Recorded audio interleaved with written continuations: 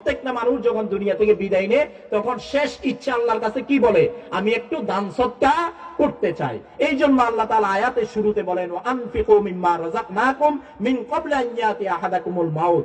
মৃত্যু আসলে তোমরা মৃত্যুর ফেরেশতাকে দেখার পরে দান সদকা করার জন্য তো আমার কাছে কি করবে, আবদার করবে।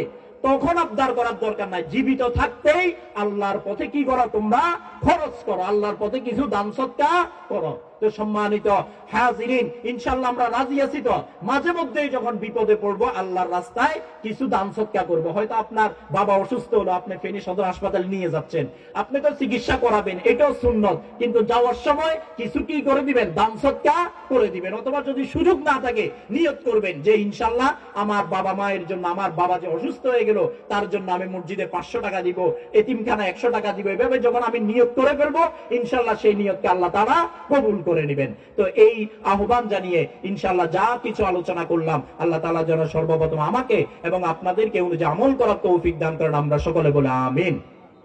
ওয়া মা তাওফীক ইল্লা বিল্লাহ।